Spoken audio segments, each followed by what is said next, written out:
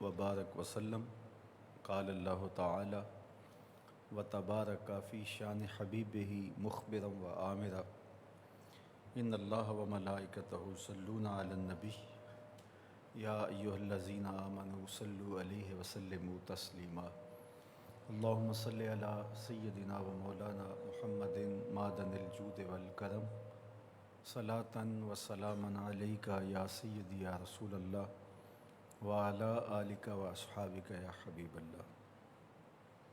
حمد و تعریف و توصیف اللہ جل مجدہ الکریم کی ذات بابرکات کے لیے، رسول رحمت شفیع معظم نبی محتشم حضور ختمی المرتبت صلی اللہ علیہ وآلہ وسلم کے حضور ناز میں اپنی عقیدتوں، ارادتوں اور محبتوں کا خراج پیش کرنے کے بعد واجب الاحترام ذوی الاحتشام معزز و مکرم سامعین، حاضرین، معتکفین اور پوری دنیا سے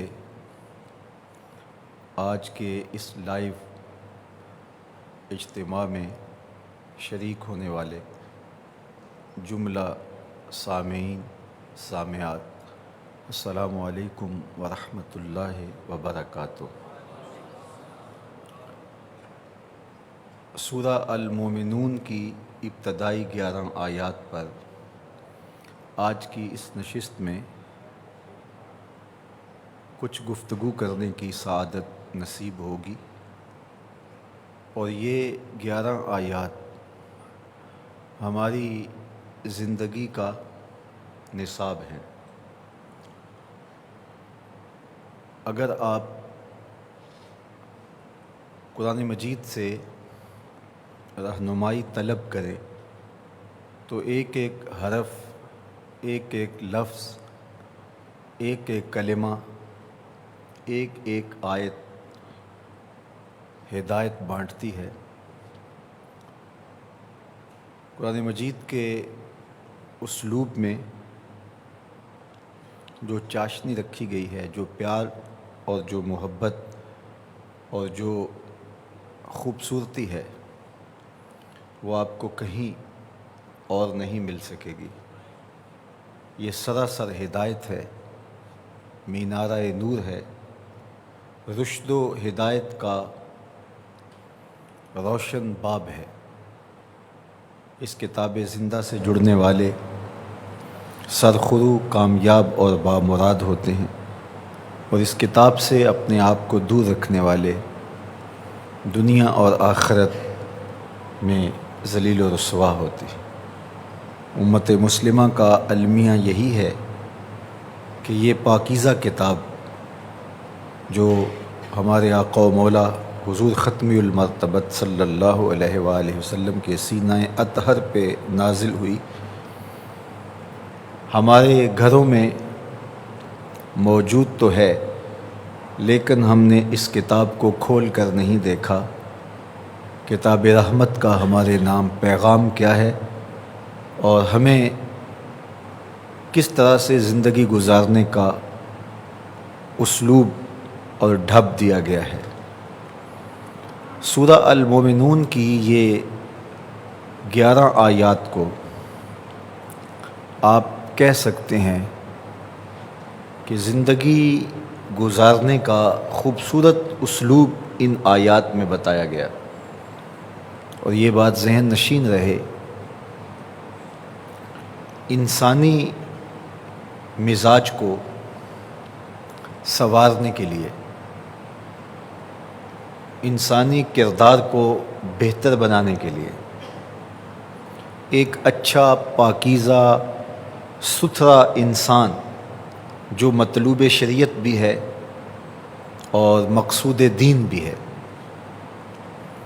وہ انسان کیسا ہونا چاہیے؟ اگر ان 11 آیات پر ہم عمل کر لیں تو ہم اس طرح کے انسان بن کے، اس طرح کے مسلمان بن کے، اس طرح کا وجود بن کر اس دھرتی پر نور بانٹنے کا ذریعہ بنیں گے، رب کے محبوب بن جائیں گے، اور حضور علیہ السلام کے قلب کی تسکین اور حضور کے دل کا قرار بن جائیں گے۔ آئیے ان آیات پر غور کیجیے۔ انتہائی اختصار کے ساتھ اللہ جل شانہ نے بہت بڑی حقیقتوں کو ہمارے سامنے رکھ دیا۔ ارشاد باری تعالی ہے، بسم اللہ الرحمن الرحیم، قد افلح المؤمنون، اہل ایمان نے فلاح پائی، دنیا دین کی کامیابی اہل ایمان کا حصہ ہے۔ سب سے پہلی چیز جو کامیابی، کامرانی، فلاح دارین کا سبب ہے وہ ایمان کی دولت ہے۔ عربی زبان میں دنیا اور آخرت کی کامیابی کے لیے اس جہان اور اخروی جہان کی کامیابی کے لیے جو جامع ترین لفظ آیا ہے وہ فلاح کا لفظ ہے، اور ہمیں ہر روز یہ لفظ سننے کو ملتا ہے، حی علی الفلاح، فلاح کی طرف آؤ۔ تو یہ انتہائی جامعیت کا حامل کلمہ ہے، اور جو دنیا اور آخرت کی کامیابیوں کو متضمن ہے۔ اس پر علماء نے، اہل لغت نے بہت کلام کیا ہے، لیکن میں اختصار کے ساتھ بات کو آگے بڑھانا ہے تو اس پر زیادہ گفتگو آپ کے سامنے نہیں رکھ پاؤں گا۔ اہل ایمان ہی حقیقی کامیاب ہیں۔ اگر ایمان کا نور سینے میں موجود نہیں ہے تو دنیاوی ثروتیں، دنیاوی دولتیں، دنیاوی عز و جاہ، منصب انسان کے لیے فلاح کا زینہ نہیں بن سکتا۔ وقتی طمانینت، چند لمحوں کی تسکین اور چند گھڑیوں کا اعزاز تو ہو سکتی ہیں یہ چیزیں، لیکن مستقل کامیابی اور فلاح دنیا کی چیزیں ایمان کے بغیر نہیں ہو سکتی۔ اگر آپ جانتے ہوں تو آج کل دنیا کے امیر ترین شخص کی کہانیاں ہم سوشل میڈیا پہ دیکھ سکتے ہیں۔ 27 سالہ رفاقت کے بعد آج بل گیٹس اور اس کی بیوی آپس میں الگ الگ ہو گئے۔ ان کی دولت اور ان کی شہرت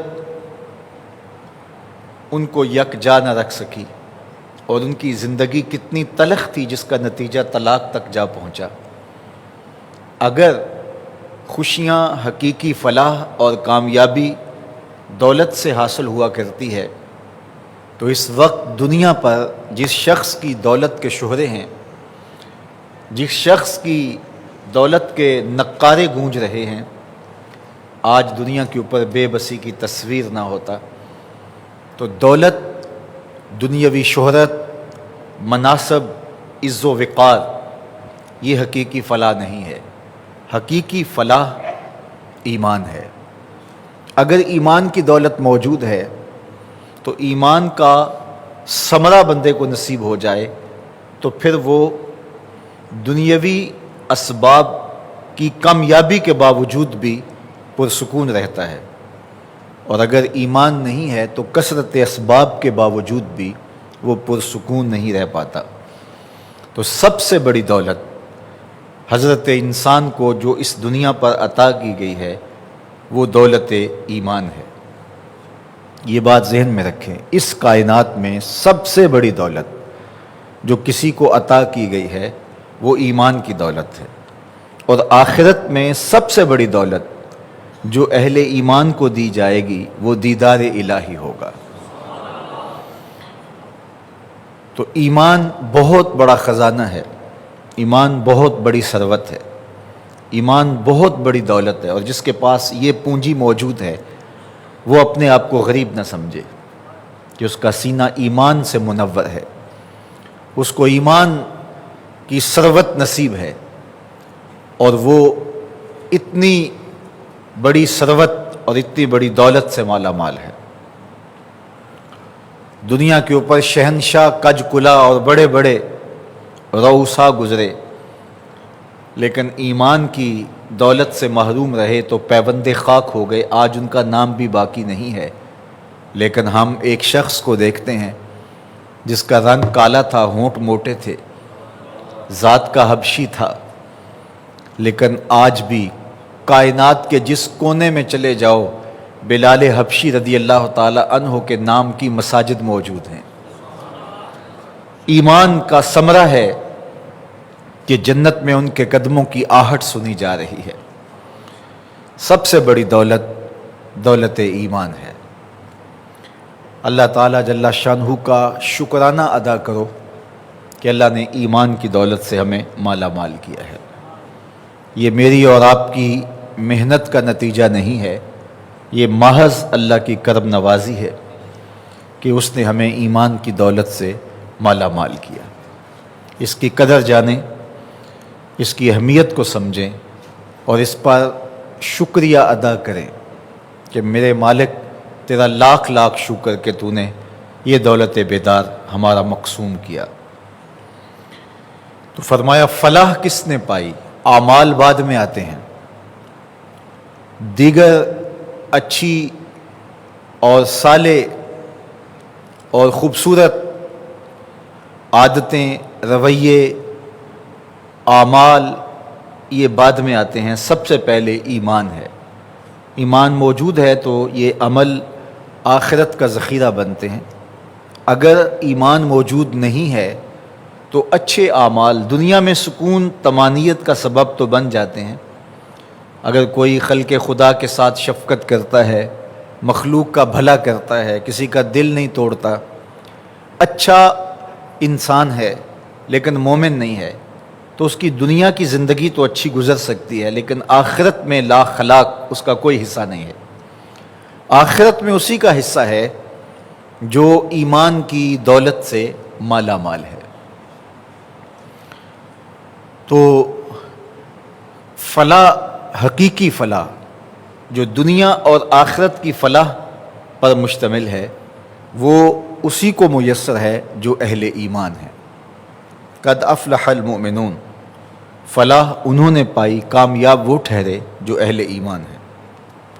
الذین هم فی صلاتہم خاشعون، اب ایمان کے بعد جو اوصاف ذکر کیے گئے، کامیاب بامراد دارین کی فلاح پانے والے اشخاص کے، ان میں سے پہلا وصف بیان کیا گیا کہ یہ وہ خوش نصیب لوگ ہیں جو اپنی نمازوں میں خشوع و خضوع کرتے ہیں، عاجزی کرتے ہیں۔ نماز کا خشوع یہ ہے کہ آداب کی رعایت کے ساتھ نماز پڑھی جائے، جو پڑھا جا رہا ہے اس کے معانی پر غور و فکر کیا جائے، دل بھی جھکا ہو، اعضاء و جوارح بھی اللہ کے حضور جھکے ہوئے ہوں، دائیں بائیں التفات نہ ہو، اور پوری توجہ کے ساتھ آداب کی رعایت کے ساتھ اللہ کے حضور کھڑا ہو جائے، اور اس کا حظ اور اس کا لطف پھر بندے کو نصیب ہوتا ہے۔ نماز کا ایک لطف ہے، ایک کیف ہے، ایک سرور ہے جو بندہ مومن کو نصیب ہوتا ہے۔ تو وہ خشوع کے ساتھ اللہ کی رضا جوئی کو طلب کرتے ہوئے، عادت کے طور پر نہیں بلکہ اللہ کو راضی کرنے کی نیت سے، جو فریضہ ہے اس کو ادا کرنے کے لیے پورے خشوع و خضوع کے ساتھ، عجز و انکساری کے ساتھ اس کے حضور بغیر کسی ریا اور تصنع کے اس کے حضور عبادت بجا لانا، یہ خشوع و خضوع کہلاتا ہے۔ تو جو لوگ ایسی نماز پڑھتے ہیں تو وہ کامیاب ہیں، بامراد ہیں، اور جو اپنی نماز سے ہی آگاہ نہیں ہیں، اللہ تعالیٰ جل شانہ نے قرآن مجید میں ایک موقع پر ارشاد فرمایا فَوَيْلٌ لِّلْمُصَلِّينَ الَّذِينَ هُمْ عَنْ صَلَاتِهِمْ سَاهُونَ، سو خرابی ہے ان نمازیوں کے لیے جو اپنی نمازوں سے ہی بے خبر ہے، نماز پڑھ رہے ہیں لیکن انہیں پتہ ہی نہیں کہ ہماری نماز ہمیں بتا کیا رہی ہے، ہماری نماز کا سبق کیا ہے، اس کے اثرات ہی ان کے وجود پہ مرتب نہیں ہوتے۔ جبکہ نماز کا لازمی نتیجہ یہ ہے کہ نماز برائی اور بے حیائی سے روکتی ہے۔ نماز کے نتیجے کے اندر یہ چیز نصیب ہوتی ہے کہ آنکھوں کو پاکیزگی ملتی ہے، خیالوں کو طہارت ملتی ہے، سوچوں کو نور نصیب ہوتا ہے، باطن کا تزکیہ ہوتا ہے، من کا تصفیہ ہوتا ہے، اندر ستھرا ہو جاتا ہے۔ نماز پڑھنے والا ایک صالح اور پاکیزہ انسان بن کر کے معاشرے کا کارآمد فرد بن جاتا ہے۔ لیکن نماز بھی پڑھ رہا ہے اور اس کی کرتوتیں بھی ایسی ہیں کہ اللہ کی مخلوق اس سے تنگ ہے، تو قرآن کہتا ہے کہ وہ نماز سے آگاہ ہی نہیں ہوا، اس نے وہ نماز پڑھی ہی نہیں جو مقصود شریعت تھی۔ اس نے ٹکریں تو ماری ہیں لیکن نماز نہیں پڑھی اس نے۔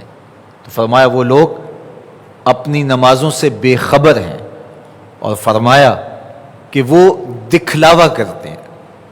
نماز نہیں پڑھ رہے ہوتے، وہ دکھلاوا کر رہے ہوتے ہیں، اپنے آپ کو بھی دھوکہ دے رہے ہیں، اللہ کی مخلوق کو بھی دھوکہ دے رہے ہیں۔ اللہ تعالیٰ جل شانہ تو نیتوں کے بھید جانتا ہے، اس کو کون دھوکہ دے سکتا ہے؟ تو وہ اپنے آپ کو حقیقت میں دھوکہ دے رہے ہوتے ہیں۔ تو وہ نماز فلاح کا سبب اور ذریعہ ہے جو نماز خشوع و خضوع کے ساتھ پڑھی جائے۔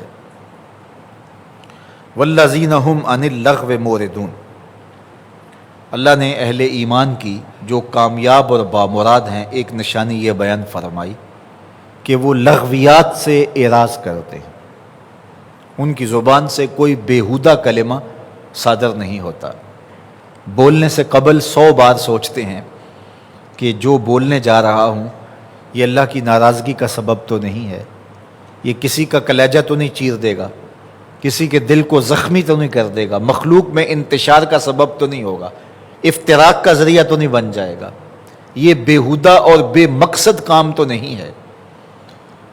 اللہ کے محبوب علیہ الصلاۃ والسلام نے ارشاد فرمایا کہ سارا بدن زبان کو درخواست کرتا ہے کہ تو قابو میں رہنا، اس کو 32 دانتوں میں جکڑ کے رکھا گیا ہے، 2 ہونٹوں کے پردوں میں چھپا کر کے رکھا گیا ہے، یہ بے گوشت بے ہڈی گوشت ہے، اور اگر کوئی شخص اس پہ قابو نہیں پا سکتا تو پھر وہ اپنا تزکیہ اور تصفیہ بھی نہیں کر سکتا۔ میرے اور آپ کے آقا و مولا حضور ختمی المرتبت صلی اللہ علیہ وآلہ وسلم نے ارشاد فرمایا جو تمہارے 2 جبڑوں کے درمیان یعنی تمہاری زبان اور 2 ٹانگوں کے درمیان تمہاری پارسائی کی جگہ، ان 2 چیزوں کی مجھے ضمانت دے دے، میں محمد صلی اللہ علیہ وسلم اسے جنت کی ضمانت دیتا ہوں۔ تو زبان کو قابو میں رکھنا، اس سے کوئی لغو بات صادر نہ ہو۔ لغو اس بات کو کہتے ہیں جس کا کوئی مقصد نہ ہو۔ آپ نے کوئی بات بولی ہے، اگر آپ نہ بھی بولتے تو کوئی فرق نہ پڑتا۔ بیہودہ گوئی، سب و شتم، گالی گلوچ، غیبت، چغلی، بہتان تراشی، یہ تو بڑے جرم ہیں، بڑے بڑے گناہ ہیں۔ زبان لغو سے بھی محفوظ رہے، لغویات سے بھی بچی رہے، ایسا کوئی جملہ صادر نہ ہو جو لغو کے زمرے میں آتا۔ اللہ کے محبوب علیہ السلام کا ایک فرمان آپ نے کئی بار سنا، آقا کریم علیہ السلام نے ارشاد فرمایا من حسن اسلام المرء ترکہ ما لا یعنی ہے، کسی شخص کے اسلام کا حسن یہ ہے کہ ہر بے مقصد بات کو، کام کو چھوڑ دے، جو لا یعنی ہے، جس کا کوئی مقصود نہیں ہے تو اس کو ترک کر دے۔ تو ہر قول، ہر عمل، ہر رویہ، ہر حرکت و سکنت جو بے مقصد ہو اس کو ترک کر دینا چاہیے۔ مومن کے کندھوں پر امت کو غالب کرنے کی ذمہ داریاں ہیں، اور اس مختصر سی زندگی میں اللہ کی رضا جوئی اس کا مقصود ہے۔ اولاد کی تربیت اس کے ذمے ہے، اپنے ماحول کو پاکیزہ بنانا یہ اس کی ذمہ داریوں میں شامل ہے، امر بالمعروف نہی عن المنکر یہ اس کی ذمہ داریوں میں شامل ہے۔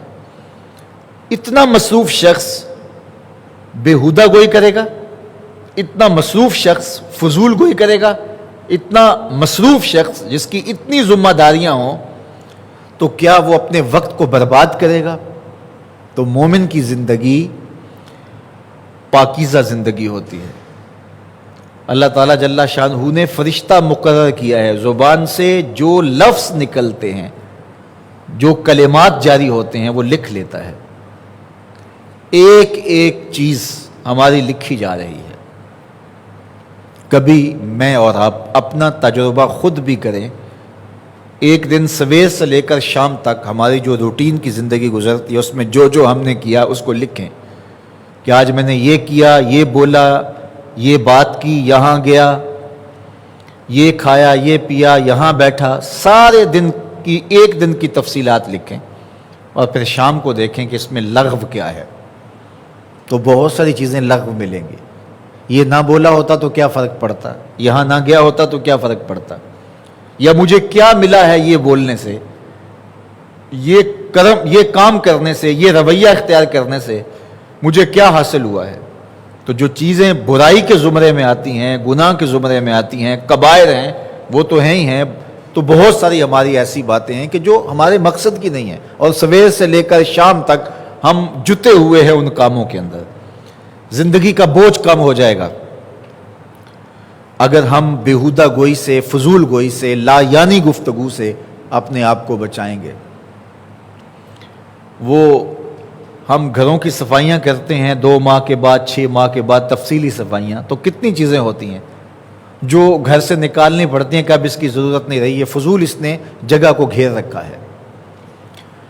کوئی کاغذ کا ٹکڑا، کوئی چیز، کوئی وہ اپنے بیگ میں ہم رکھ لیتے ہیں وقت کے ساتھ ساتھ، پھر ایک وقت آتا ہے ان چیزوں کو نکال کے ہم پھینک دیتے ہیں کہ یہ فضول چیزیں ہیں اور ہم روز بوجھ اٹھا رہے ہیں۔ جیبوں کو ہم خالی کرتے ہیں تو کتنی چیزیں ہم نکال کر کے جو ہیں وہ پھینک دیتے ہیں کہ یہ چیزیں ہماری ضرورت کی نہیں ہے، خام خواہ کا بوجھ اٹھایا ہوا ہے۔ اس طرح زندگی میں بہت ساری فضولیات کا ہم بوجھ اٹھا کے پھر رہے ہوتے ہیں، بہت سارے اقوال کا بوجھ، بہت سارے افعال کا بوجھ، بہت سارے رویوں کا بوجھ، اور بے مقصد چیزوں کا بوجھ۔ اہل ایمان کی نشانی یہ ہے کہ ان کی زندگیاں با مقصد ہوتی ہیں۔ فلاح کامیابی اسی کو ملتی ہے جو لا یعنی کام نہیں کرتا، اور وہ ایک ایک لمحے کی قدردانی کرتا ہے۔ سب سے قیمتی سرمایہ ہمیں ایمان کے بعد جو یہاں دیا گیا ہے وہ وقت ہے۔ اگر وقت کو اچھے طریقے سے گزار لیں گے تو یہ دنیا بھی سنور جائے گی اور آخرت بھی سنور جائے گی، اور یہ قیمتی سرمایہ اگر برباد ہو گیا فضولیات میں تو بہت سخت نقصان کر لیا۔ تو اہل ایمان کی وہ خوبی جو فلاح پانے والے ہیں، کامیابی حاصل کرنے والے ہیں، بیان کرتے ہوئے کہا والذین ہم عن اللغو موردون، وہ لغویات سے اپنے آپ کو بچاتے ہیں، اعراض کرتے ہیں۔ زیادہ گفتگو کرنے والے کا دل سخت ہو جاتا ہے، ایسے ہی باتیں کرتے رہنا، زیادہ کلام کرنے والے، کثرت کلام کے نتیجے میں دل سخت ہو جاتا ہے، اور اللہ کو ناپسند چیز قلب قاسی ہے۔ سخت دل اللہ کو ناپسند ہے، نرم دل اللہ پسند کرتا ہے، رقیق القلب لوگوں کو اللہ پسند کرتا ہے۔ زیادہ کلام کرنے والے بےہودہ گو، ان کو جو اس دنیا کے اوپر سزا ملتی ہے اور اس کا جو نتیجہ ہے بےہودہ گوئی کا، وہ قلب کا قاسی ہو جانا، قلب کا سخت ہو جانا ہے۔ تو کثرت کلام سے گریز کرنے کا مزاج پیدا کریں، چونکہ جو زیادہ بولتا ہے تو وہ غلط بھی زیادہ بولتا ہے۔ ہاں جہاں بولنا ضروری ہو وہاں ضروری کلام کیا جائے، وہاں ضرور بولا جائے۔ اللہ جل شانہ ہم سب کو زندگی کو بامقصد بنانے کی توفیق ارزانی کرے۔ تیسری بات ارشاد فرمائی والذین ہم للزکوٰۃ فاعلون، یہ فلاح پانے والے لوگوں کی خوبیاں، ان کے اوصاف حمیدہ بتائے جا رہے ہیں، وہ زکوٰۃ ادا کرتے ہیں۔ بعض علماء نے کہا کہ یہاں سے مراد تزکیہ ہے، کہ وہ ایسے عمل کرتے ہیں جس کے نتیجے میں باطن کو تزکیہ نصیب ہوتا ہے، من کو ستھرائی ملتی ہے، پاکیزگی ملتی ہے۔ ان کے عمل عفت، پاکیزگی، صفائی، تصفیہ اور تزکیہ کا سبب بنتے ہیں، اور عمل وہی ہے جو نتیجہ خیز ہو۔ اگر آپ ایک عمل کریں اور اس کا نتیجہ ہی نہ نکلے تو پھر دوبارہ آپ وہ عمل نہیں کرتے ہیں۔ وہی عمل جو نتیجہ خیز ہو اسی میں شوق پیدا ہوتا ہے اور بندہ پھر بڑھ چڑھ کے آگے کرتا ہے۔ تو ہم دیکھیں کہ ہمارے اعمال نتیجہ خیز ہیں۔ اگر وہ نتیجہ خیزی پیدا نہیں کرتے، جس طرح میں نے کہا کہ نماز برے کاموں سے، بے حیائی سے روکتی ہے، اور اگر ہم نماز کے باوجود بھی بے حیائی اور برے کاموں میں مصروف رہتے ہیں تو پھر ہمیں اپنی نماز پہ غور کرنا ہوگا، اور وہ نماز کیسے بے حیائی سے روکے گی جو خود ریا کا سبب ہوگی، جو خود سراسر ریا ہوگی۔ وہ بے حیائی کے کاموں سے کیسے روکے گی جس نماز کو پراگندہ خیالات سے ہم نے ملوث کیا ہوگا۔ تو نماز کو اس طرح سے پڑھیں کہ اس کا وہ نتیجہ پیدا ہو، اعمال بجا لائیں کہ اس کا نتیجہ پیدا ہو۔ نتیجہ خیزی یہ مقصود ہے ان اعمال کا، تاکہ اللہ کی قربت نصیب ہو اور فلاح حقیقی نصیب ہو۔ والذین هم لفروجہم حافظون، ان اوصاف حمیدہ میں سے ایک نمایاں وصف اہل ایمان کا جو حقیقی فلاح پانے والے ہیں وہ یہ ہیں کہ وہ اپنی پارسائی کی حفاظت کرتے ہیں، عصمت کے جوہر کو لٹنے نہیں دیتے، وہ اپنی شرمگاہوں کو محفوظ رکھتے ہیں۔ الا علی ازواجہم او ما ملکت ایمانہم فإنہم غیر ملومین، سوائے اپنی بیویوں کے اور جو ان کی ملک کی باندیاں ہیں، اس پر ان کو کوئی ملامت نہیں کی جائے گی۔ شریعت نے ان دو چیزوں کی اجازت دے رکھی ہے۔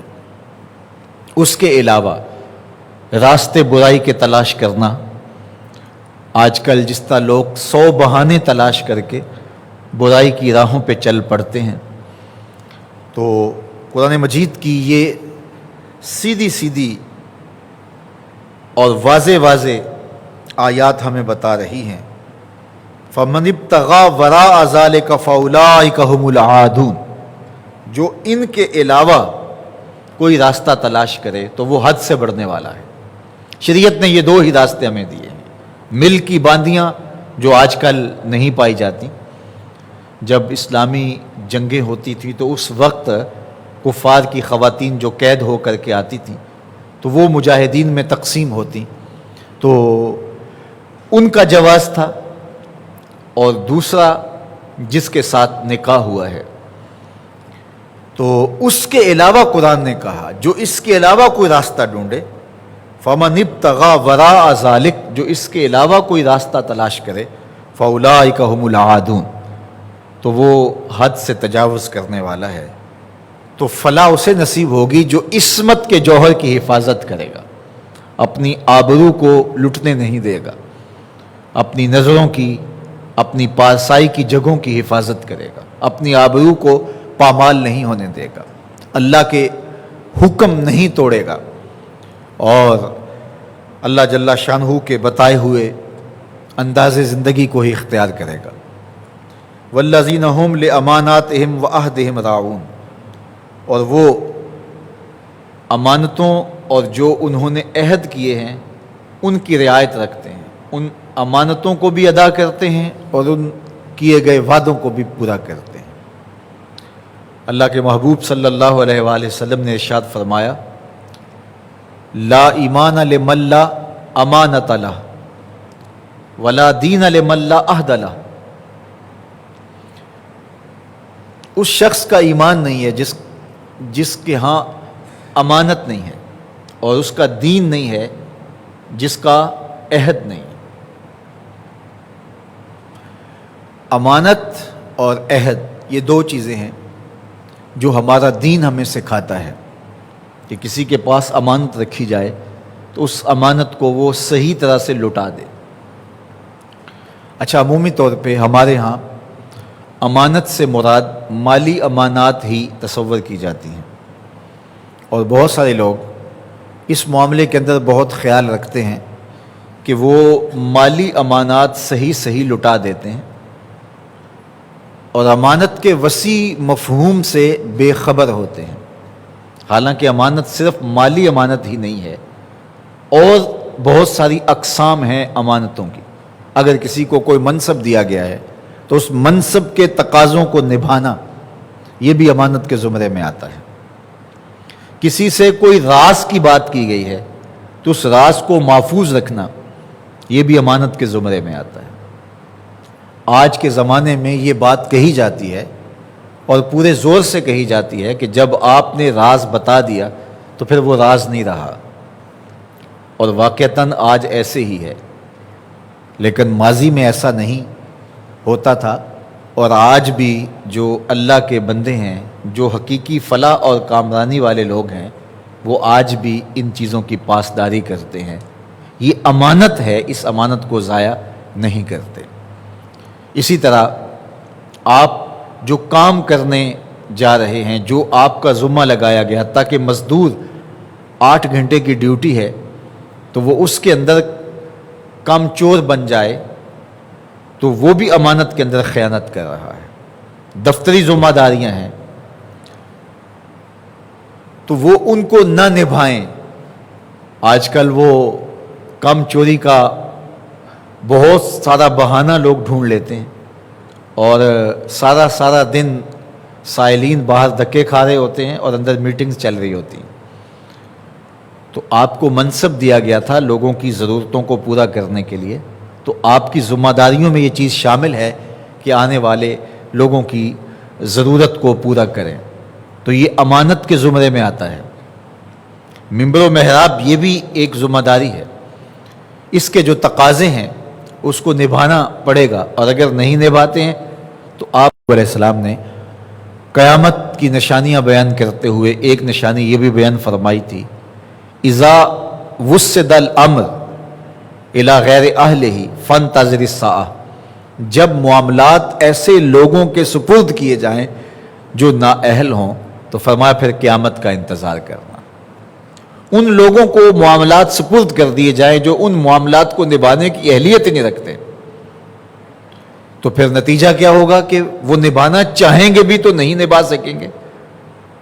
ایک تو ہیں ہی نااہل اور پھر اوپر سے خائن بھی ہوں، کم چور بھی ہوں، تو پھر کیا نتیجہ نکلے گا؟ لیکن اگر خائن اور کم چور نہ ہوں، نااہل ہوں، تو پھر کس طرح ایک ڈرائیونگ سیٹ کے اوپر آپ اس کو بٹھا دیں جو ڈرائیونگ دی جانتا ہے اور وہ بہت مخلص ہے، تہجد گزار ہے، شب زندہ دار ہے، تو اس کی شب زندہ داریاں، اس کی تہجد گزاریاں، اس کا صائم الدہر ہونا، اس کا قائم اللیل ہونا، کیا گاڑی کو کھڈے میں گرنے سے بچا لے گا؟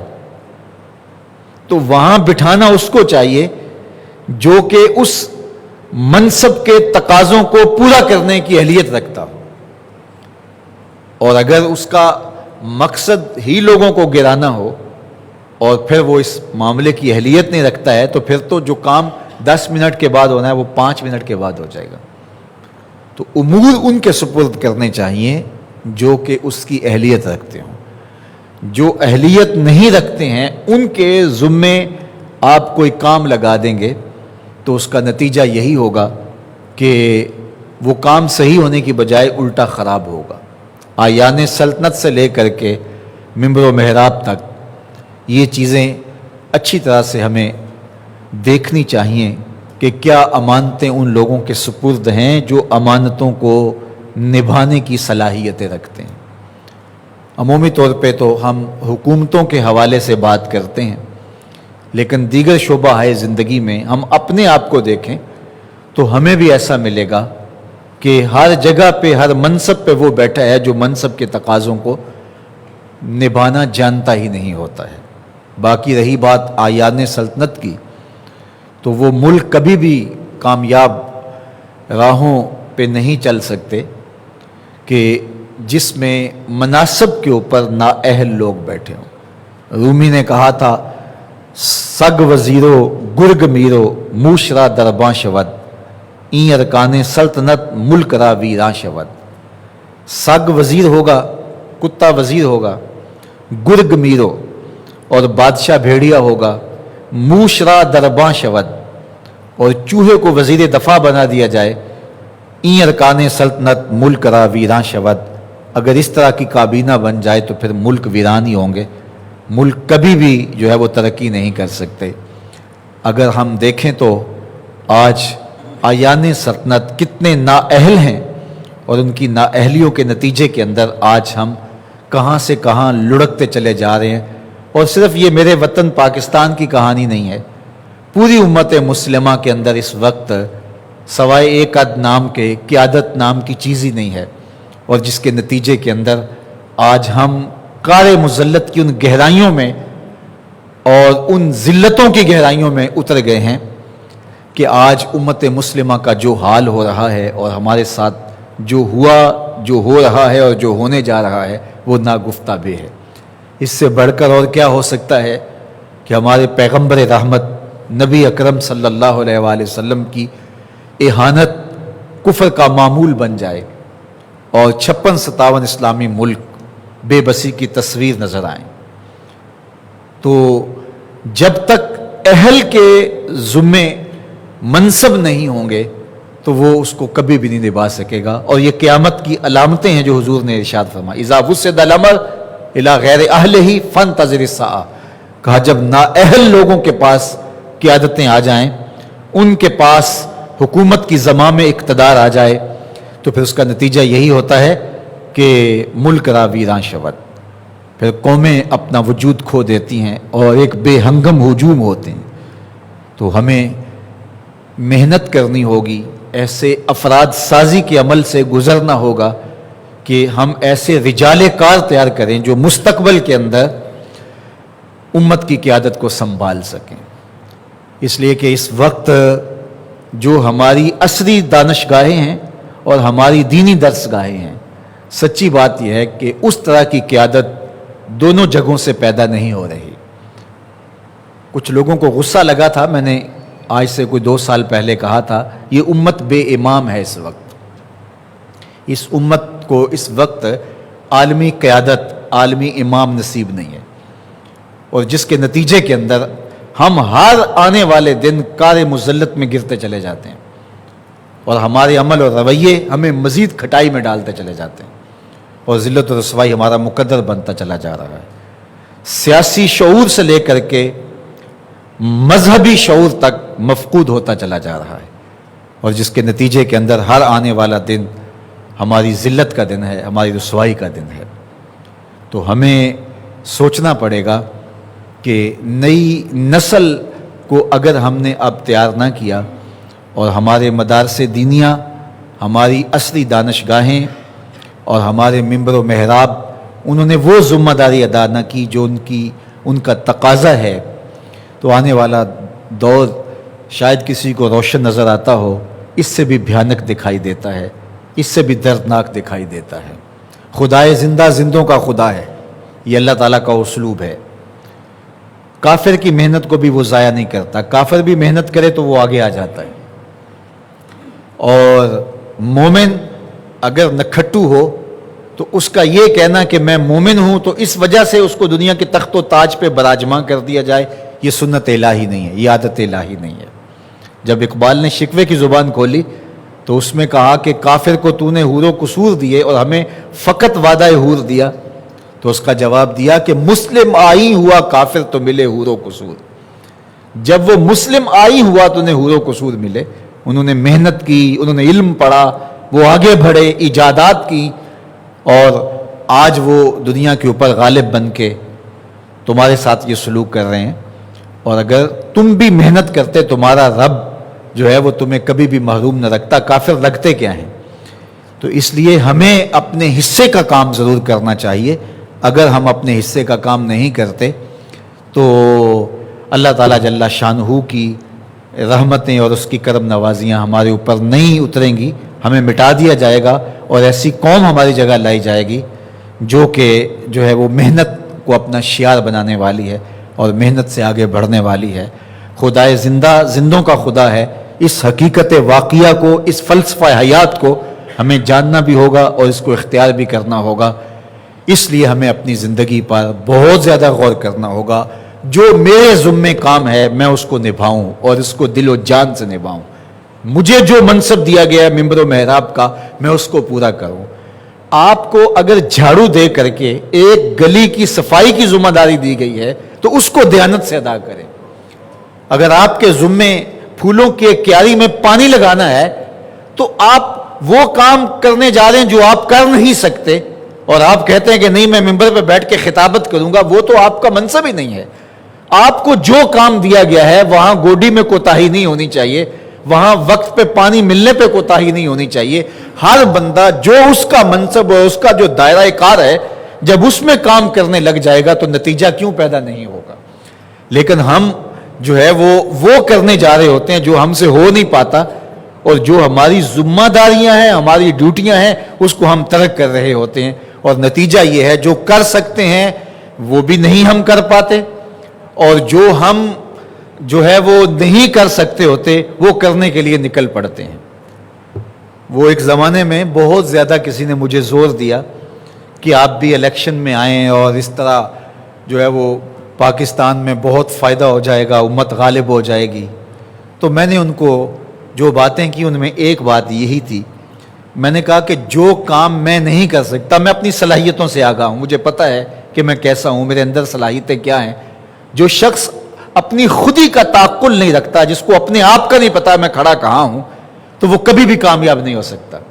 میں نے کہا میں اپنے آپ کو جانتا ہوں، میں سمجھتا ہوں میں کیا کر سکتا ہوں، جو آپ مجھے کہہ رہے ہیں مجھے پتا ہے وہ میں نہیں کر سکتا، تو مجھے آپ وہ کام کروانے کی کوشش کر رہے ہیں جو میں نہیں کر پاؤں گا اور ناکام لوٹوں گا، اور جو میں کر رہا ہوں اس کام سے مجھے آپ جو ہے وہ رخصت دے رہے ہیں اور اس کام کی طرف لے کے جا رہے ہیں، اور جب میں وہاں سے واپس پلٹ کے آؤں گا ناکام ہو کر کے، تو جو میسر کام تھا وہ بھی ختم ہو چکا ہوگا، میرے ہاتھوں سے نکل چکا ہوگا۔ تو میرے سے بڑا بے وقوف کون ہوگا کہ جو جانتے بوجھتے ہوئے وہاں چھلانگ لگائے جہاں نکلنے کا راستہ ہی موجود نہ ہو۔ تو جس کی جو ذمہ داری ہے، میں نے کہا جھاڑو دے کے گلی میں کھڑا کیا گیا ہے کہ آپ نے اتنی جگہ کی صفائی کرنی ہے، تو وہاں کوئی کونا کھدرا بھی جو ہے وہ گندا اور غلیظ نہیں رہنا چاہیے۔ آپ کو پھولوں کی کیاری میں پانی اور گوڈی کی ذمہ داری دی گئی ہے، تو وہاں کوئی گوشہ جو ہے وہ خشک نہیں رہنا چاہیے، اور آپ کو ممبر و محراب کی ذمہ داری دی گئی ہے، تو آپ اس کے تقاضوں کو نبھائے۔ ہاں اگر آپ کو یہ ذمہ داری دے دی گئی ہے کہ آپ امت کی قیادت کے اہل ہو گئے ہیں، تو پھر آپ کو وہ کام بھی نبھانا ہوگا، لیکن آپ کو اپنی صلاحیتوں کا شعور ہونا بڑا ضروری ہے۔ یہاں مسئلہ یہ ہے کہ ہر بندہ کہتا ہے کہ میں یہ کروں گا، جو وہ کر ہی نہیں سکتا ہے، اور کچھ لوگ توقع بھی لگا کے بیٹھتے ہیں، اور ہم حیران ہوتے ہیں کہ یہ کس طرح ہو سکتا ہے۔ 2 دونی 4 یہی طریقہ کار ہے، 2 دونی 6 نہیں ہوتا، جو ضابطہ اس کے مطابق ہی کام ہوتے ہیں۔ تو اللہ تعالیٰ جل شانہ اس قوم کی حالت نہیں بدلتا جو اپنی حالت خود بدلنے کے لیے آمادہ نہیں ہوتی۔ آج امت مسلمہ کا مسئلہ یہ ہے کہ امت مسلمہ میں وہ صلاحیتیں جو ہونی چاہیے تھی، ایک تو مفقود ہیں، اور دوسرا تقسیم کار نہ ہونے کی وجہ سے آج امت لڑکتی چلی جا رہی ہے، اور آج ہم وہاں کھڑے ہیں جہاں ہمیں کھڑا نہیں ہونا چاہیے تھا۔ خدا کرے کہ اس چمن میں بہار آئے اور یہ امت پھر فروغ پائے، اور اگر ہم اپنے حصے کا کام نہیں کریں گے تو اللہ تعالیٰ جل شانہ اس دین کو کبھی مٹنے نہیں دے گا۔ یہ بات ذہن میں رکھیے گا، یہ دین غالب ہی رہے گا، یہ دین ہمارا محتاج نہیں ہے۔ اللہ ہماری جگہ کسی اور شخص کو لے آئے گا اور اس کے ذریعے سے دین کو غالب کرے گا۔ اس لیے ہم نے اپنے حصے کا کام کرنا ہے، اس کو کبھی بھی ترک نہیں کرنا ہے۔ تو بات امانت کی چلی، تو امانت صرف مال کی نہیں ہوتی۔ آپ کے پاس کوئی گٹھڑی رکھ گیا، آپ کے پاس جو ہے وہ کوئی پیسہ روپیہ رکھ دیا، تو وہی امانت نہیں ہوتی۔ آپ کی صلاحیتیں بھی امانت ہیں، اور آپ کا منصب بھی امانت ہے۔ آپ پر جو لوگوں نے توقع کی، ٹرسٹ کیا، وہ بھی امانت ہے۔ اور آپ سے کسی نے گفتگو کی، گھر کی بات شیئر کی، آپ کو پیر سمجھ کے، مرشد سمجھ کے، بڑا سمجھ کے، محلے کا بڑا سمجھ کے، تو وہ بھی امانت ہے۔ بلکہ جب کوئی آپ سے کلام کر رہا ہو اور کلام کرتے ہوئے دائیں بائیں دیکھ رہا ہو، اور وہ یہ نہ کہے کہ یہ میری باتیں راز رکھنی ہیں، تو جب وہ دائیں بائیں دیکھ رہا ہو تو اس کا مطلب یہ ہے کہ وہ چاہ رہا ہے کوئی اور تو نہیں سن رہا، تو ان باتوں کو بھی آپ کو آپ کی شریعت کہتی ہے امانت رکھنا پڑے گا۔ جس بات کو وہ تھوڑا سا پست آواز سے آپ سے بات کرتے ہوئے اس کی آواز پست ہو جاتی ہے، یہ دائیں بائیں التفات کرتا ہے۔ لوگوں کی عزتیں اچھالنے کا مشغلہ کہ فلاں کے راز میرے پاس ہے، اور آج کل تو لوگ بلیک میل کرتے ہیں، یہ کتنی بد نصیبی ہوتی ہے، اور کسی شخص کی گراوٹ کی انتہا ہوتی ہے کہ کوئی کسی کو بڑا سمجھ کے اس کے سامنے اپنے راز اور اپنے گھر کی کہانی رکھے، اور پھر وہ اس کے ذریعے اس کو بلیک میل کرے اور اس کو ذلیل و رسوا کرے، اس شخص سے چھوٹا جہان میں کون شخص ہو سکتا ہے؟ تو امانت کا مفہوم بہت زیادہ جو ہے وہ وسیع ہے. تو نااہل کی کو امانت نہیں دینی چاہیے، بلکہ فرمایا گیا کہ نااہل کو علم پڑھانا ایسے ہے جس طرح خنزیر کے گلے کے اندر پھولوں کا ہار ڈال دیا جائے، چونکہ وہ اس کا اہل نہیں تھا. تو اہل کے پاس امانت رکھنا اور اس کو منصب دینا، اس سے پھر قومیں آگے بڑھتی ہیں، اس سے جو ہے وہ فلاح کے راستے کشادہ ہوتے ہیں. تو اللہ تعالیٰ جل شانہ نے یہاں دو چیزیں خاص طور پہ بیان فرمائی: ایمان، امانت، اور عہد کے اندر جو وعدہ کر لیا ہے اس کے اندر خیانت نہ کی جائے. یہ دو چیزیں اگر نہیں ہیں تو پھر دین ہی نہیں ہے. لا دین لمن لا عہد لہ، جس کا عہد نہیں ہے اس کا دین ہی نہیں ہے. تو آج عہد کی پاسداری یہ تو لوگوں کے ہاں معمول بن گیا ہے. حکومتیں بھی عہد کو کچھ سمجھتی ہی نہیں ہیں. اپنے عوام سے عہد کیے ہوں، ووٹ لینے سے پہلے یا ووٹ لینے کے بعد، اس کو نبھانا اس کی ذمہ داری بن جاتی ہے اور اپنے آپ کو، اپنی جان کو جوکھوں میں ڈال لے. لیکن اس کے نزدیک عہد کی کوئی بات ہی نہیں ہے. ایک زمانے میں ہمارے ملک ایک ذمہ دار شخص نے کہا تھا کہ عہد کوئی قرآن و حدیث ہے. حد ہو گئی، حالانکہ یہ قرآن و حدیث ہے. لا دین لمن لا عہد لہ، جس کا عہد نہیں اس کا دین ہی نہیں ہے. تو عہد اور امانت، اور جس طرح امانتیں دونوں ہاتھوں سے لوٹی جا رہی ہوتی ہیں، ملک کی امانتیں اور قوم کا پیسہ، تو وہ آپ جانتے ہیں کہ پھر اللہ کا کرم ہے کہ یہ ملک پھر بھی بچا ہوا ہے.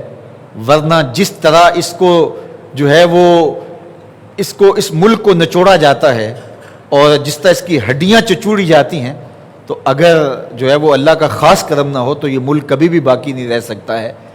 تو یہ نااہلوں کے ہاتھوں کے اندر یہی حال ہوتا ہے. تو فلاح کیسے نصیب ہوگی؟ اللہ تعالیٰ نے کتنی جامعیت کے ساتھ ہمیں ارشاد فرمایا: والذین ھم علی صلواتہم والذین ھم لاماناتہم وعہدہم راعون. وہ اپنی امانتوں کو جو ان کے پاس رکھی گئیں اور جو انہوں نے عہد کیے لوگوں کے ساتھ، ان کی رعایت رکھتے ہیں. والذین ھم علی صلواتہم یحافظون، اور یہ وہ لوگ ہیں جو اپنی نمازوں کی محافظت کرتے ہیں. اچھا، نماز کا ذکر دو مرتبہ آ گیا. پہلے بھی نماز کا ذکر تھا، اب پھر نماز کا ذکر آ گیا.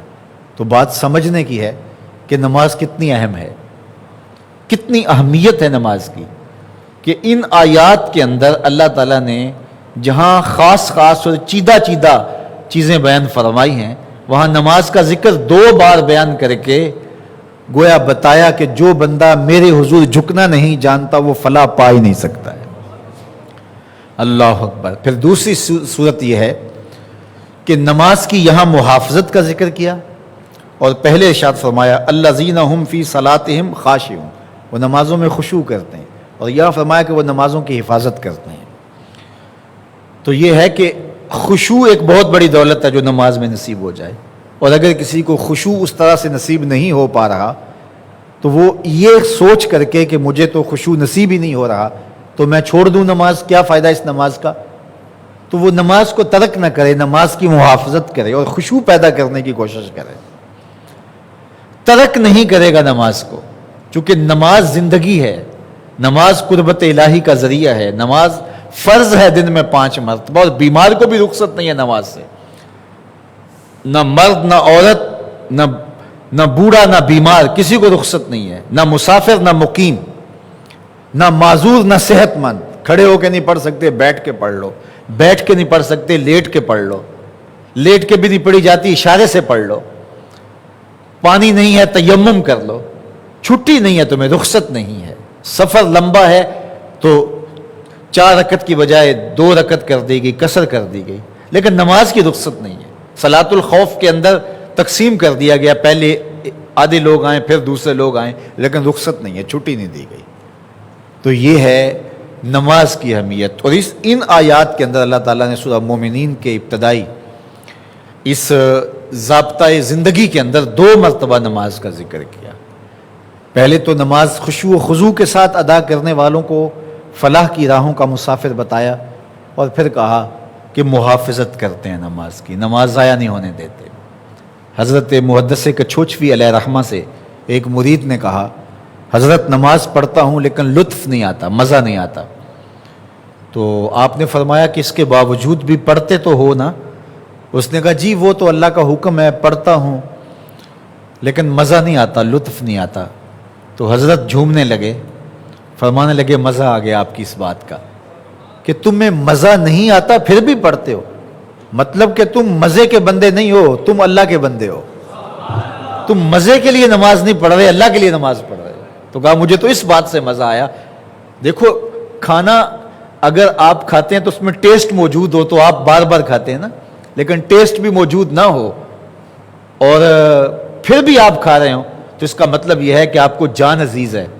آپ کہتے ہیں مزہ آتا ہے یا نہیں آتا، پیٹ تو بھرنا ہے، مزہ آتا ہے یا نہیں آتا، نہیں کھائیں گے تو جو ہے وہ کمزوری ہو جائے گی. تو جان بچانے کے لیے مزہ نہ بھی آئے آپ پھر بھی کھانا کھاتے ہیں.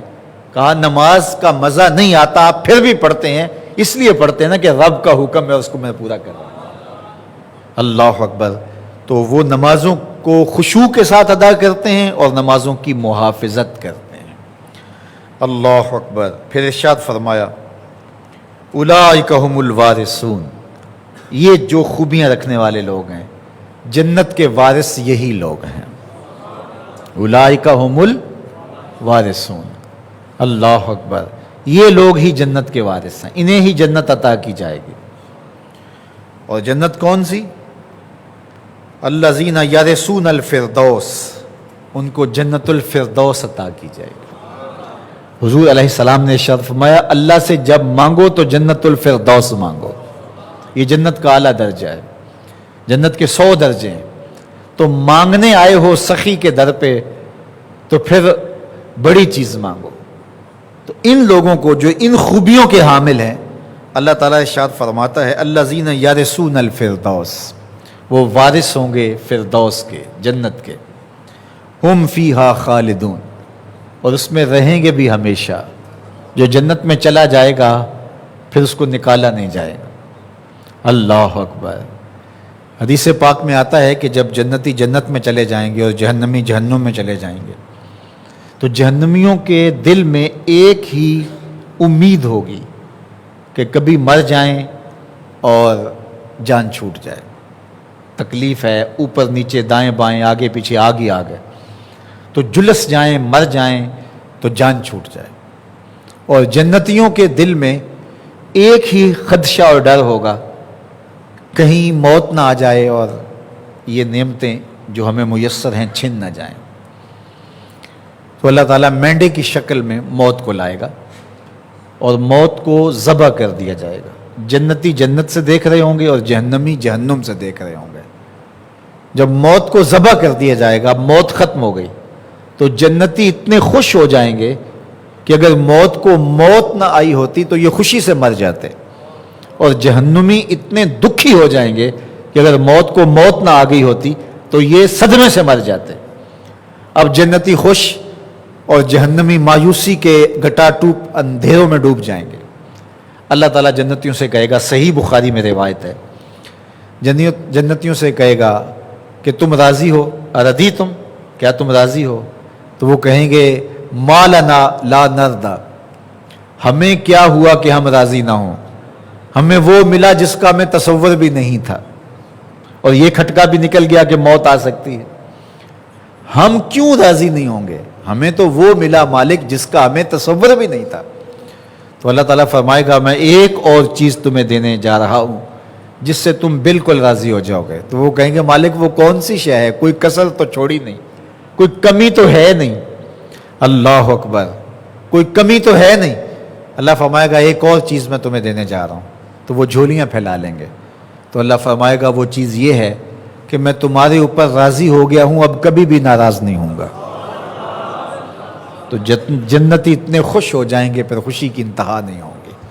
تو فرمایا وہ ہمیشہ ہمیشہ جنت میں رہیں گے. اللہ اکبر. ہم فیہا خالدون.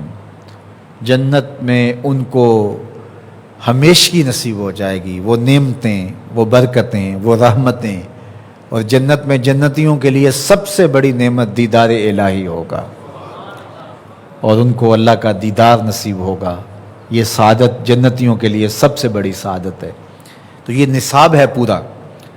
آپ پہلی 11 آیات کو یہاں سے اٹھنے کے بعد تلاوت کریں، 2-3 دن مسلسل ان کو بار بار تلاوت کریں، اور تلاوت کرنے کے بعد اپنا محاسبہ بھی کریں کہ یہ خوبیاں، یہ نصاب بتایا جو میرے رب نے، اس کا نتیجہ جنت کا وارث بننا ہے، اور جنت کا ایسا وارث بننا ہے کہ کوئی 99 سال کی لیز نہیں ہے کہ اس کے بعد ملکیت ختم ہو جائے گی، یا یہ نہیں ہے کہ مرنے کے بعد اولاد کو شفٹ ہو جائے گا، ایسا بھی نہیں، موت بھی نہیں ہے اور 99 سال کی لیز بھی نہیں ہے، ابدی جنت مل جائے گی اور وہ کبھی بھی ختم نہیں ہوگی، اور یہ نصاب ہے، مختصر نصاب لیکن انتہائی جامع۔ تو سورہ المومنون کی ابتدائی آیات، یہ 18ویں پارے کی پہلی 11 آیات ہیں، ان کو بار بار پڑھیں، دیکھیں، اور اپنے آپ کو اس آئینے کے اندر اپنا عکس دیکھیں، اور اس دائرے کے اندر اپنے آپ کو لائیں، اور ان خوبیوں کا اپنے آپ کو مرقع بنائیں۔ یہ کوئی مشکل کام نہیں ہے، یہ اللہ کی توفیق مانگ کر کے شروع ہو جائیں۔ صحابہ 10 آیات کی تلاوت کیا کرتے تھے، اگلی 10 تب پڑھتے تھے جب ان 10 پر عمل کر لیتے تھے۔ تو یہ 11 آیات ہیں، ذرا ان آیات پہ غور کیجئے، انشاءاللہ اس میں بہت خیر، برکت اور رحمت اللہ ہمیں نصیب فرمائے گا۔ اللہ آپ کو، مجھے اپنی رحمتوں کا حصار دے، برکتوں کے سائے نصیب فرمائے، دنیا آخرت میں کبھی ہمیں رسوا نہ ہونے دے۔ جس شوق و وارفتگی کے عالم میں آپ اللہ کے پاکیزہ گھر میں، مرکز مصطفیٰ میں معتکف ہیں، اللہ اعتکاف کی برکتیں آپ کی جھولیوں میں، آپ کے قلوب میں ڈال دے، آپ کی روحوں کو نور ملے، اور یہاں سے جب اٹھ کر کے جائیں اللہ ہم سب کا من ستھرا کر دے، ہمیں تزکیہ نصیب ہو، ہمیں تصفیہ باطن مل جائے، ہمارے سارے میل کچیل دھل جائیں، ہمارے اندر کی غلاستیں اتر جائیں، ہمارا دل مصفہ ہو جائے اور نور علی نور ہو جائے۔ اللہ جل شانہ اپنی خاص عنایتوں کا حظ وافر عطا کرے۔ میں اپنی گفتگو کو مزید طویل کر دیتا، لیکن آج میں دیکھتا رہا ہوں کہ آج آپ کو کافی کچھ سننے کو نصیب ہوا، ظہر سے عصر تک، پھر عصر کے بعد بھی، اور صبح فجر کے بعد بھی درس قرآن کا سلسلہ، رات صلاۃ اللیل بھی آپ نے پڑھی، تو پھر صبح دیگر معمولات بھی تھی، صلاۃ التسبیح بھی آپ نے دن کو ادا کی۔ تو اس لیے کل طاق رات ہے، تو انشاءاللہ کل دوبارہ صلاۃ اللیل بھی ہوگی، اور اسی وقت انشاءاللہ کل دوبارہ درس حدیث کے ساتھ ہم دوبارہ حاضر ہوں گے۔ اللہ مجھے آپ کو اپنی رحمتوں کے سائے میں رکھے۔ آپ کی وساطت سے پوری دنیا کے لوگوں تک بھی یہ میسج پہنچ رہا ہے، اور ہر روز ہم اختتام پر اللہ کی بارگاہ میں مرکز مصطفیٰ کے فیز 2 کی مرحلہ ثانی کی تعمیر کے لیے دعا بھی کریں گے، ان لوگوں کے لیے جو ہمارے ساتھ اس مرحلے میں شریک ہیں اور دن رات کوشش کر رہے ہیں کہ عید کے بعد مرحلہ ثانی کا آغاز ہوتا ہے تو وہ 2 سال کے اندر اندر تکمیل پذیر ہو۔ وہ لوگ جو اندرون ملک اور بیرون ملک ہمارے ساتھ تعاون کر رہے ہیں، اور ان کی آرزو ہے کہ یہ سعادت ہمیں نصیب ہو، جن کو اللہ نے رزق حلال، رزق طیب دیا، اور وہ ہمارے ساتھ اس کام میں، اس مرکز کی، اس ہاسٹل کی تعمیر میں شامل ہو رہے ہیں، چاہے 1 روپے سے ہی کوئی ہو رہا ہے، تو ان کے لیے دعا ہے اللہ ان کو اتنا دینا کہ کبھی کمی واقع نہ ہو، اور اپنی پناہوں کا انہیں حصار دینا، آبرو بری زندگی سے نوازنا۔ یہ گھر ہے آپ کا، اللہ کی قسم، آپ جو سکون یہاں پاتے ہیں۔ جب اس مرکز کی ہم نے تعمیر کی تھی تو پہلی 786 اینٹیں بسم اللہ شریف کے عدد کے اعتبار سے رکھی گئی تھیں، ہر اینٹ پر 1 مرتبہ قرآن پڑھا گیا تھا۔ تو وہ برکتیں اس مرکز کی دیواروں سے ٹپکتی ہیں۔ 99 ستون اس کے اللہ کے مبارک اسم مبارک کی اسماء صفاتیہ کی نسبت سے اس کے مبارک اسماء سے موسوم ہیں، اور اس کی 5 منزلیں، 4 منزلیں خلفائے 4 حضرت ابوبکر صدیق، حضرت عمر رضی اللہ تعالیٰ عنہ، حضرت عثمان غنی اور حضرت علی المرتضیٰ کے نام سے موسوم ہے، اور جو 5ویں منزل ہے وہ مکمل نہیں ہے، اس کا تھوڑا حصہ تعمیر کیا گیا ہے، وہ امام حسن رضی اللہ تعالیٰ عنہ کے نام سے موسوم ہے۔ ہمارا تو قدرتی نقشہ ایسا بنا تو حضرت امام حسن کا دور خلافت بھی مختصر ہی تھا، 6 ماہ کے بعد آپ نے خلافت حضرت امیر معاویہ کے سپرد کر دی تھی۔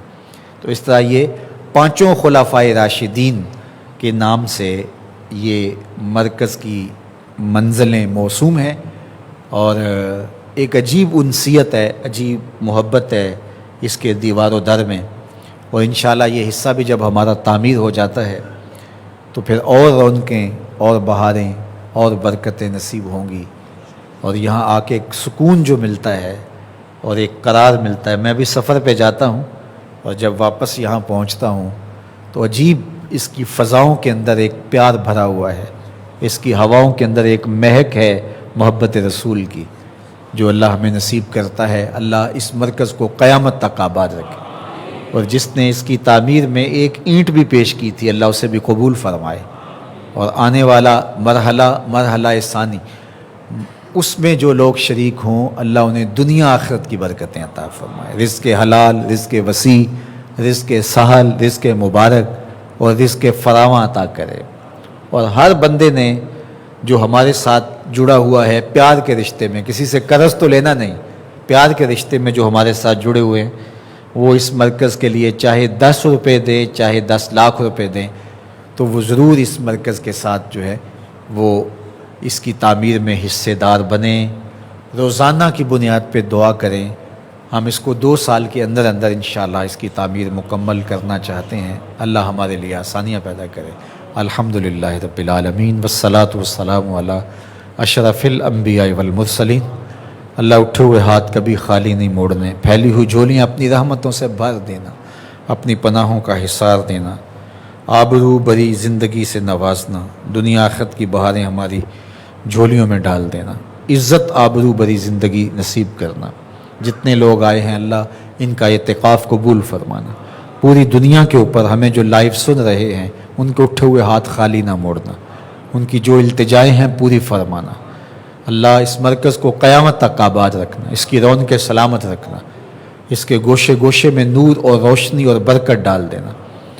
اللہ جن لوگوں نے دعاؤں کے لیے کہا ان کی دعائیں مستجاب فرمانا۔ ہمارے ایک معتکف ہیں، ان کے چچا جان انتقال کر کے اللہ ان کی مغفرت فرمانا۔